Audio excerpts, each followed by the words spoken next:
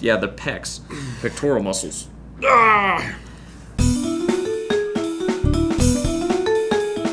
Welcome to Life of the Brand. I'm Kevin. He's Tyler. Y'all know where to find us. We'll put them up down here, so let's jump right in. So last week, we talked about social media best practices, or we introduced the topic of social media best practices for business. If you missed last week's kind of introduction, it was really just get involved. That was the main point. It was the first point in kind of this 5-point tip sheet that we're going to go through on the best practices for social media for business. So if you didn't watch last week or want a refresher, here are some of the statistics we went over. A few well-researched hashtags can do a lot for any given post. 75% of male and 83% of female internet users are on Facebook. 81% of millennials check Twitter once per day. Snapchat on any given day reaches 41% of 18 to 34-year-olds. YouTube's mobile sessions alone reach more 18 to 49-year-olds than any cable network. Oppan Gangnam Style. So that's where we're kind of starting off from. And I think, Tyler, what is our next topic to discuss for social media best practices? So this is a very appropriate one, and I believe a lot of people forget to do it, researching your audience. Yeah. It seems obvious, but people forget to do it, and we have some great examples of big-time brands forgetting to do it, and they take a beating. Research your audience and their online habits. Right. Know what your audience is doing. And just a few points on that. It's nice to choose the right network. You don't want to post something that's meant for Twitter on Facebook. Your Facebook audience is going to vary very, very differently than... Very differently. That confused me. Very differently than what you do on either Instagram, Twitter, LinkedIn, whatever platform you choose to be on. Also, you want to post content relevant to your audience. You don't want to, I used this example last week, so I'm going to change it up. You don't want to be a tennis company and then promote soccer stuff. Yeah, and then again, relevant to last week, use hashtags sparingly and research them when you use them. Don't do what we showed y'all last week and use 27 hashtags that don't relate to you. So the first example that we have of a big time brand not researching their audience is Entenmann's, the cake maker. They put up a tweet a while ago, and this was back in 2011, 2012, right around the time when the Casey Anthony trial the verdict had just come down, and the verdict was not guilty, and This it was is already off to a great start, as you can tell. and it was a controversial ruling, and so Entenmann's posted up who's not guilty about eating all the tasty treats they want, and they hashtagged not guilty, and then immediately they said, "Oh, sorry everyone, we weren't trying to reference the trial in our tweet. We should have checked the trending hashtag first." That's the biggest thing, is you can figure out what hashtags are trending, but you have to see what those hashtags actually mean. What's another example we got? So here's a great one that I know all you millennials love. I personally don't have much experience with it, but it is a brand called Tinder. It's known as a hookup app. And it's really, really garnered that reputation at this point. But of course, not a reputation Twitter would normally want to have, except for apparently this one tweet. Tinder, not Twitter. Sorry, Tinder. Yeah. Vanity Fair actually wrote an article about it, and they mentioned that Tinder was only for hookups. Tinder took it very personally. So, like any well-meaning brand, they went on a Twitter rant. And this was before Trump was in office.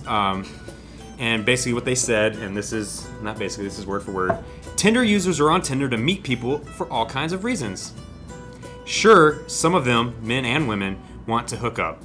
And then they left it there. And then after that, they sent another one out that says, but we know from our own survey data that it's actually a minority of Tinder users. So, trust Tinder or vanity? The issue here was obviously in getting with a firefight that they didn't need to get in, and that's a big thing. If no you pun are, intended. I'm sorry, I had to. If you are a brand online who has some fire coming your way, it's honestly, and I know Twitter's kind of notorious for this, but just let it go. Let it go.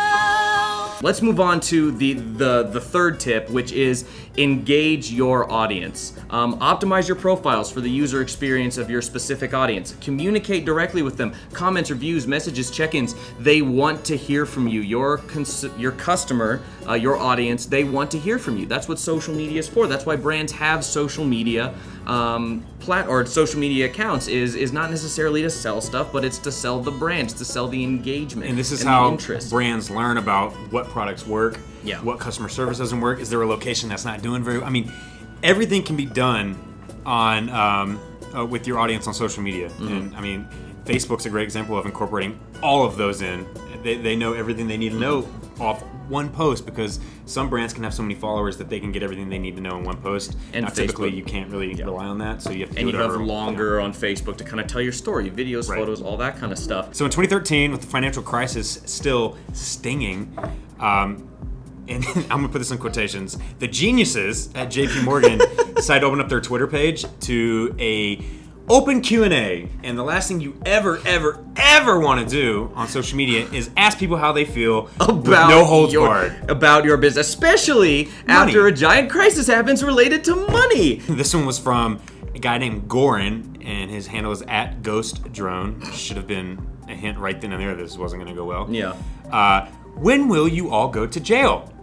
At JP Morgan. There was another one here. Where do I send my resume? I'm smart and have very flexible morals. So all kinds of stuff like this, just blowing off steam. JP Morgan, their mistake here, obviously opening it up to a discussion, which isn't a bad thing to do, but I think that the key to that is make sure that you are clarifying it, Right. and that you are really in a position of strength rather than a position of weakness. Right. They didn't read their audience. They didn't No. read the relevancy of what they were asking, and they were kind of ignorant to the fact that people weren't going to be mean. I don't know how they could have thought that. I don't know. I hope this Yeah. person got fired after they did that. Either way, some people say any press is good press. Well, I On disagree. social media, very not true. Social Another media good can go example of really not reading your audience and opening yourself up to a world of hurt. Do you remember back when Microsoft had they tried a social media experiment where they created an AI, an artificial intelligence, basically created a Twitter account and put in all these parameters for it to learn. Yep.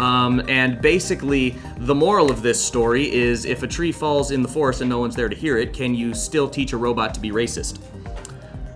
Which is apparently yes, because what they did is they left it open for it to learn from users. Users could ask it questions. Could you create something user generated to make a better online bot that would respond to stuff? And unfortunately, abusive users basically began to converse with the program and tricked it into being racist, ignorant, cruel. It was just bad news. So basically, trolls went on and taught this robot how to be mean. They trolled the robot into being able to troll other people. And again, there were really no parameters on it. There wasn't really any oversight on how to make sure this didn't go wrong. And of course, it did go wrong. Within a day, the program took it down. But it's another one of those where you got to understand the audience, you got to understand the platform. Hey, let's move on to question 4 or tip 4, actually. Four. Yeah. Okay. It's further down. This is right there. Yeah. There it is. So what we want to do is focus on quality followership over quantity. Yeah, and this is a big one. It's a lot to do with the idea that businesses think they need to be on social media just to build up followers, just to get any follower they want. MSN had a really good or really bad version of this, where basically Really good example of a bad way to do it. Exactly. They said BG's co-founder Robin Gibb dies at 62. Click like to pay your respects. And you see this all over all the time, and it's things like, well, you don't care if you don't hit like, or you don't care if you don't hit follow. If you don't send this to 10 people right now, you will not have good luck. Right. That used to be on MySpace, and Yeah. I used to hate getting that stuff because I'm superstitious. So It's guys like him that they were trying to get to hit follow, but it's unqualified users. It's an unqualified group of users. you can't. It's flawed and skewed data. Because you're Yeah. getting people to like, it's not your audience. So finally, our last tip and point, we want to utilize paid ad placement tools. Yeah. And this is a big one, of course, for us because we are in the industry. I actually came on with Griffin Wink and Warehouse 75 as the social media manager. Right. And you have that job now in addition to inbound marketing coordinator. So Yep. this is something we know a lot about, but it's something that's really, really difficult to discuss with clients. And I started in this profession 5 years ago, and Facebook has gone through numerous algorithm changes in ways they rank data and the ways they share data with followers. And since this algorithm has changed, they don't allow for pages to reach their entire audience as much organic reach because as they realize we have so many people on this platform that we would be stupid not to ask people to pay for those impressions, because they're basically giving away free impressions. It'd be like television stations during the Super Bowl giving away ads for free. Yeah, and that's just kind of where we are. It used to be you'd reach 10-15% of your organic followership. I don't remember the exact number, but there was a point where you could reach a lot more. Now it's like it's about 5 to 10% of your audience penetration. I mean, it's bad. Yeah, like 3 to 6%. Yeah, and so you basically have to, it's a pay-to-play platform. But here's the good news is that if you can come alongside someone, a professional that knows how to do it well, or if you can research it and figure out how to do it well, then you can take advantage of all of this kind of cognitive dissonance that's going along, all of this noise that happens on social media. You can cut through that and hit the consumer at where they will actually be making a decision for you. So it's kind of it's a good news, bad news type of thing. It's bad news that you're not getting as much organic reach and that you have to pay, but it's good news that there are people that are now versed in this well enough to be able to seriously help you out with it and take your brand to that next level. And there is a silver lining in paying for ads on Facebook or other social media. I just stick with Facebook because that's really the only one that I've seen work exceptionally well. You are getting a lot of quantifiable data. That's what you're paying for. You're paying for the impressions, obviously, but you're getting all this data in return, and it's highly targeted, useful, relevant data. So all these points that we talked about before, paid ads help remedy all of those, and you can control the message. You can control who sees it. You don't have backlash like this. Now, there's always going to be somebody on there that's going to say something stupid and make you look bad, and you're going to have to give away a free sandwich or something. I don't know, but it's much more controlled. Right, it's a controlled environment. It's like a controlled burn. I'm using a lot of analogies today, folks. But we'll put all these tips and tools up in a blog on lifeofthebrand.com. Exactly. Read back through them. Check out some of the examples. We'll post some links to more examples in that blog as well. Guys, thanks for watching. Again, find us on Facebook, YouTube, SoundCloud, iTunes, Instagram. Check us out in all those places. Right, and actually, next week is July 4th, so have a great Independence Day. We will not be coming live that Tuesday. We'll be coming live on Wednesday. So check us out then. We'll see you guys then. Bye.